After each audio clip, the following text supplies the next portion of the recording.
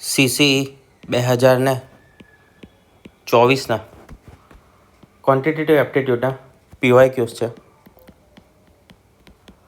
10 PYQs આ લેક્ચરમાં આપણે જોઈશું. સંખ્યા આપી છે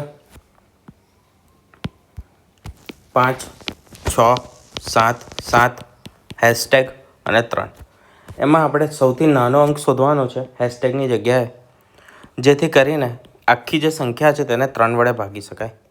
આના માટે તમને જો 3ની વિભાજ્યતાની ચાવી ખબર છે તો તમે સરળતાથી સોલ્વ કરી શકશો. અને જો ના ખબર હોય તો આપણે જે કેલ્ક્યુલેશનના વિડીયોઝ બનાવ્યા હતા મેથ્સ ફાઉન્ડેશન કોર્સમાં સ્ટાર્ટિંગમાં, તેમાં વિભાજ્યતાની ચાવીઓ આપણે શીખવાડેલી છે, એ જોઈ લેજો. તમામ અંકોની શીખવાડી છે 2, 3, 4, 5, 6, 7, 8, 9, 10, 11. બરાબર. એ રીતે દરેક અંકની વિભાજ્યતાની ચાવી અલગ અલગ છે અને આપણે એ લેક્ચરમાં કવર કરી દીધી છે. પહેલાં 3 અંકની જે 3 છે તેની વિભાજ્યતાની ચાવી શું થાય? તો જે પણ સંખ્યા છે તે 3 વડે ત્યારે વિભાજ્ય હોય જ્યારે તેના અંકોનો સરવાળો જે છે તે 3 વડે વિભાજ્ય થાય. બરાબર. કેટલા છે? 6 ને 5 11, 11 ને 7 18. બરાબર છે. 18 વિભાજ્ય છે. 18 ને 7 કેટલા થશે? 18 ને 7 થશે 25. બરાબર. 25 ને 3 થશે 28 અને 28 ને 2 એડ કરીશું એટલે કેટલા આવશે? 30 આવશે. 30 જે છે તે વિભાજ્ય છે. બીજું કઈ રીતે કરી શકો છો? તો 6 ને 5 11, 11 ને 7 18. 18 વિભાજ્ય છે તો 18 ને આપણે ભૂલી જઈએ. ત્યાર પછી 7 ને 3 કેટલા થશે? 10 થશે. 10માં કેટલા ઉમેરીશ? 2 ઉમેરીશ એટલે 12 જે છે તે 3 વડે વિભાજ્ય થશે. જવાબ શું આવશે મારો? 2 આવશે. બરાબર. આગળ રસોઈના તેલના 35% જેટલો શું થાય છે? ઘટાડો થાય છે. 1 મિનિટ. 35% જેટલો ઘટાડો થયો છે. કોઈ પરિવાર રસોઈના તેલના વપરાશમાં કેટલા ટકાનો ઘટાડો કરવો જોઈએ જેના કારણે ખર્ચમાં કોઈ પણ પ્રકારનો વધારો કરવો ન પડે? 35% છે. બરાબર. તો 100 છે એનાથી કેટલું થશે? 135 થશે વધારો. ભાગ ઉડાવી દઉં તો કેટલા આવશે? અહીંયા આવશે 20 અને અહીંયા કેટલા આવશે? 27 આવશે. બરાબર. કેટલો થયો?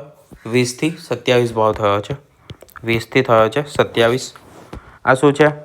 આ છે મારી કિંમત. બરાબર. કિંમત અને ખર્ચ બેનો ગુણાકાર શેના બરાબર આવે? કિંમત અને ખર્ચ શેના બરાબર થાય? કિંમત વપરાશ બરાબર શું થાય? ખર્ચ થાય. બરાબર છે. કિંમત ગુણ્યા વપરાશ બરાબર ખર્ચ થાય. અથવા તો કોઈ પણ વસ્તુની કિંમત છે અને ટોટલ તે વસ્તુ એના બરાબર પણ શું થાય? કુલ આપણે ખર્ચેલી કિંમત, કુલ આપણો ખર્ચ થાય. ખર્ચ મારે શું રાખવાનો છે? 1:1 રાખવાનો છે. કેમ? તો કે કીધું છે વપરાશમાં કોઈ પણ વધારો ઘટાડો થવો જોઈએ નહીં, એને ખર્ચમાં કોઈ પણ વધારો કરવો નથી.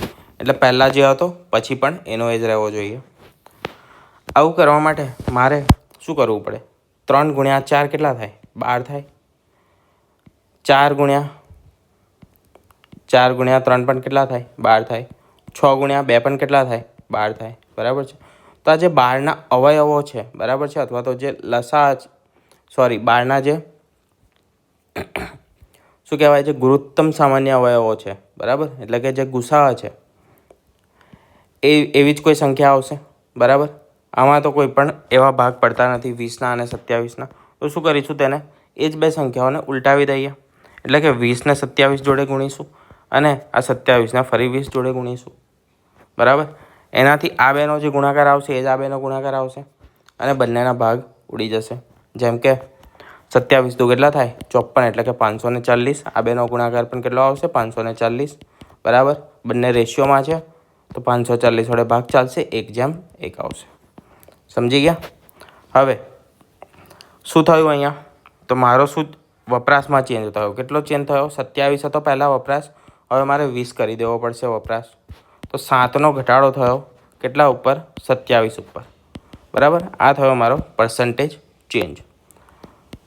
તો ઉપર કેટલા છે 7 ગુણ્યા 100 27, એટલે કે ટોટલ 700 છે. એના ભાગ્યા મારે 27 કરવાના છે.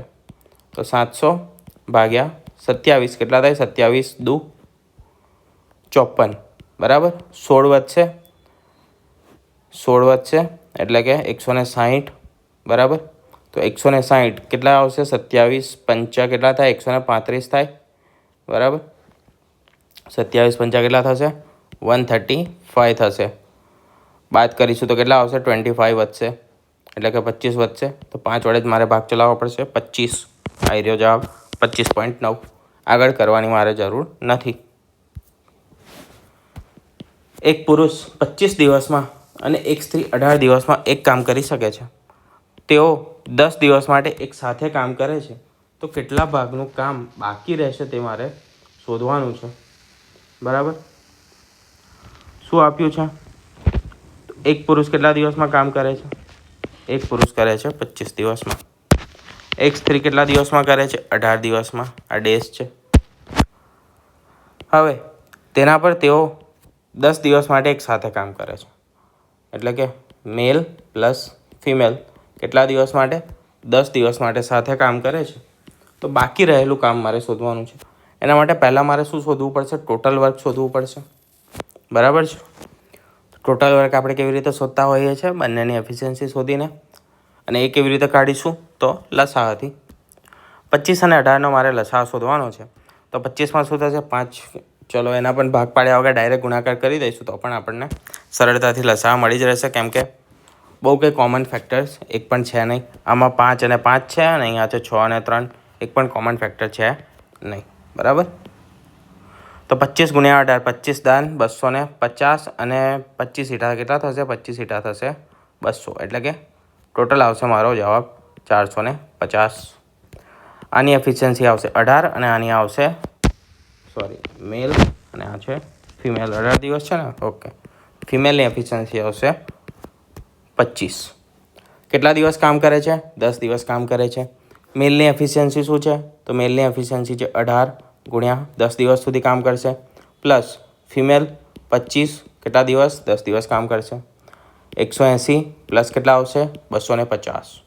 સરવાળો કેટલો થાય? 3 0 3 ને 1 4, એટલે કે 430. ટોટલ વર્ક મારું શું હતું?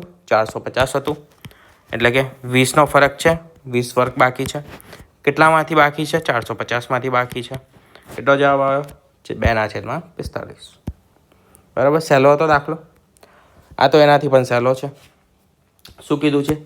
A ઇન્ટુ બી જે છે એની શું સૂચવે છે? તો કે A² + B².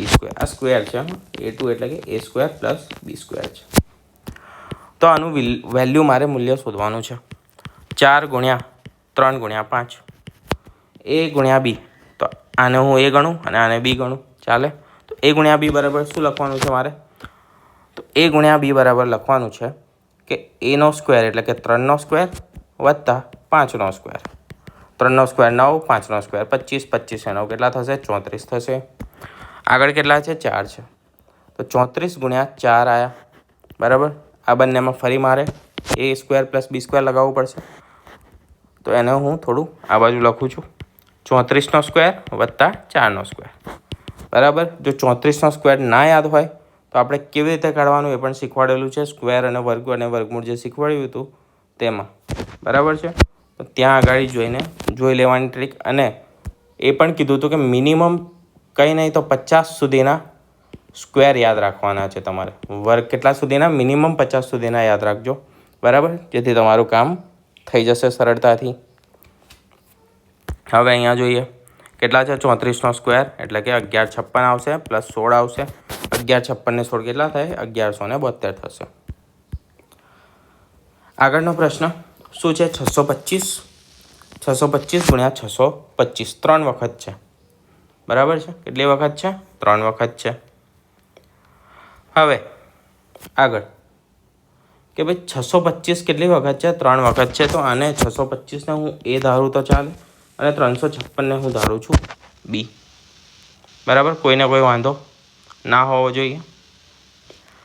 625ને મેં ધાર્યું છે A અને 356ને મેં ધાર્યું છે B. તો અહીંયા શું થશે? a ક્યુબ છે અને આ પ્લસ કેટલા થશે? b ક્યુબ થશે. અહીંયા આગળ શું લખાશે? અહીંયા લખાશે a square minus a b plus b square. બરાબર, આ રીતે લખાશે. આ આખું જે આપેલું છે એમાં મેં 356 ને બી ધારી દીધું અને 625 ને એ ધારી લીધું. આના પરથી મારે શું કરવાનું છે? જવાબ લાવવાનો છે. બરાબર, અને અહીંયા શું છે? વચ્ચે ભાગાકાર છે. બરાબર, એટલે કે છેદમાં છે. એ અહીંયા ક્યુબ આવશે. એક મિનિટ, આ શું છે? અહીંયા ક્યુબ છે. બરાબર, ક્યુબ. તો એ ક્યુબ પ્લસ બી ક્યુબનું સૂત્ર મને ખ્યાલ છે. એ ક્યુબ પ્લસ બી ક્યુબ શું આવે?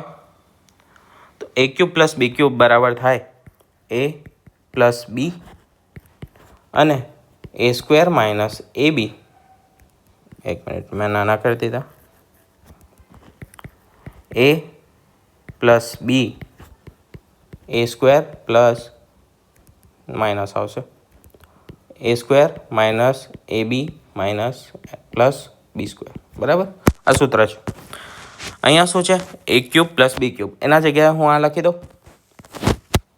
બરાબર, તો શું આવશે? એ પ્લસ બી એ સ્ક્વેર માઇનસ એ બી પ્લસ બી સ્ક્વેર અને છેદમાં શું છે? આ જે છે એનું એ જ એ સ્ક્વેર માઇનસ એ બી પ્લસ બી સ્ક્વેર.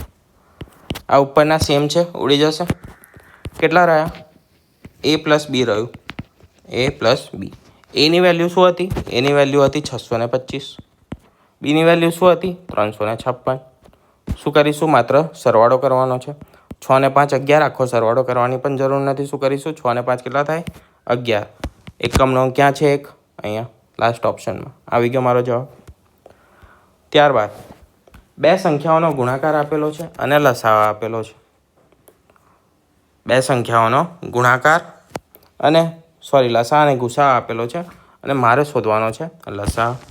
તો આના માટે જે આપણે લસાઅ ગુસાઅનું ચેપ્ટર જોયું હતું તેમાં એક સૂત્ર તમને આપ્યું હતું. શું હતું? નંબર 1, એટલે કે સંખ્યા, બે સંખ્યાઓ હોય એનો જ આપણે લસાઅ ગુસાઅ શોધીએ. તો સંખ્યા 1 ગુણ્યા સંખ્યા 2 બરાબર LCM, એટલે કે લસાઅ ગુણ્યા ગુસાઅ. આ સૂત્ર છે. જે બે સંખ્યાઓ છે તેમનો ગુણાકાર તેના લસાઅ અને તેના ગુસાઅના ગુણાકાર જેટલો થાય. બરાબર, ગુણાકાર મને સંખ્યાઓનો આપેલો છે, એટલે કે સંખ્યા 1 અને સંખ્યા 2નો ગુણાકાર કેટલો આપેલો છે? 4144 આપ્યો છે. લસાઅ મારે શોધવાનો છે, તો હું લસાઅ અહીંયા લખી દઉં. મારે શોધવાનો છે. અને ગુસાઅ કેટલો આપ્યો છે? 37 આપ્યો છે. આ 37ને હું આના છેદમાં લઈ આવીશ તો 4144 ભાગ્યા 37 એટલે કે 37. મને શું મળી જશે? મારો લસાઅ મળી જશે. બરાબર, સિમ્પલ. મારે શું કરવાનું છે? ભાગાકાર કરવાનો છે. તો 37 એકા 37, 4 વધશે, ઉપરથી ઉતારીશું 4.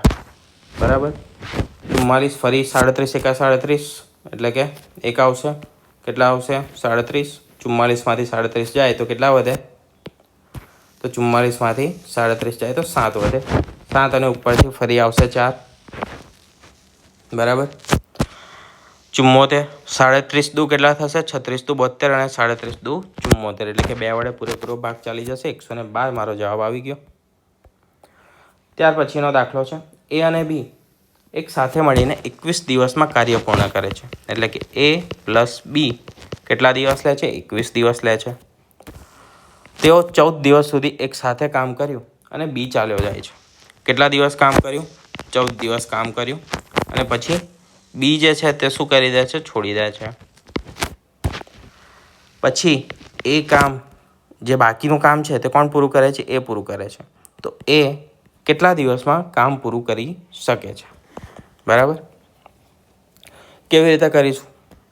21 દિવસ આપ્યા છે. આમાં એફિશિયન્સી તો આપણે શોધી નહીં શકીએ. બરાબર, કે ટોટલ વર્ક પર નહીં શોધી શકીએ, કારણ કે એફિશિયન્સી નથી ખબર તો ટોટલ વર્ક નથી શોધી શકતા. અને બંને એક દિવસમાં કેટલું કામ પૂર્ણ કરે છે એ પણ નથી ખબર, એટલે આપણે જે એફિશિયન્સી છે એ નથી શોધી શકતા. બરાબર, વાઇસ વર્સા કામ છે. પણ એક વસ્તુ છે. શું? એ અને બી 21 દિવસમાં બધું કામ કરી દે છે, 100% કામ પૂરું કરે છે. કેટલા દિવસમાં? 21 દિવસમાં. તો આ મારું ટોટલ વર્ક, બરાબર. અને કેટલા દિવસ પછી છોડી દે છે? 14 દિવસ. એટલે કે A પ્લસ બી 14 દિવસ સુધી તો સાથે કામ કરે જ છે, બરાબર. તો 14 દિવસનું કામ તો શું થઈ ગયું? પૂરું થઈ ગયું. તો 21માંથી 14 દિવસનું કામ મારું પૂરું થઈ ગયું, બરાબર. કેટલા આવશે? 2/3 આવશે, બરાબર. શું આવશે? 2/3 આવશે.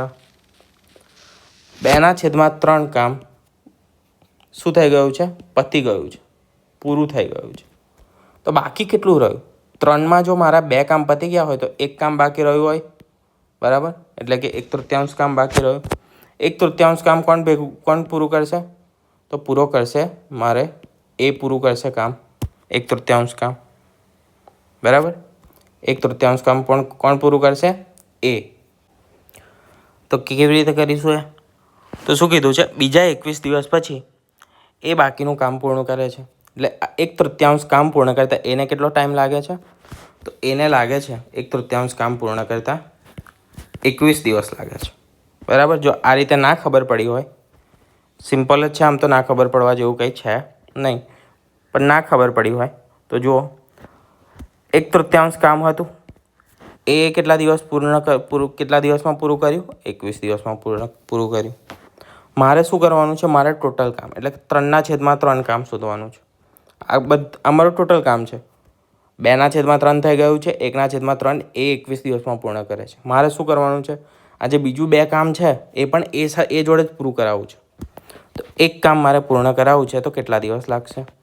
1 × 21, બરાબર. અને છેદમાં શું આવશે? 1/3. આ ક્યાં જશે? ઉપર જશે. 21 × 1 × 3 કેટલા આવશે? 63 આવશે, બરાબર. હવે આમાં જે લોકોને ખબર પડી ગઈ હોય તો અહીંયા શું છે? 1/3 કામ એ પૂરું કરે છે કેટલા દિવસમાં? 21 દિવસમાં. તો એ ટોટલ 21 દિવસ ગુણ્યા આ 1/3 મારે 1 કામ પૂર્ણ કરાવવાનું છે તો 3, એટલે કે 21 તારી 63. બંનેથી જવાબ શું આવશે તમારો? એક જ આવશે. ખાલી સમજાવવાની પદ્ધતિ અલગ હતી. 30 લીટરના 82% શોધવાના છે. તમારી માત્ર જે ગણતરીની ઝડપ છે તે તમારી અહીંયા ચકાસવામાં આવવાની છે. 16.30 હું કેટલા ગણું છું? 1630 ગણું છું. એના મારે 82% શોધવાના છે. સિમ્પલ. 82% માટે શું કરીશ? 10% શોધીશ, એના ગુણ્યા 8 કરીશ અને પ્લસ 2% કરી દઈશ, એટલે મારા 82% થઈ જશે. કેમ?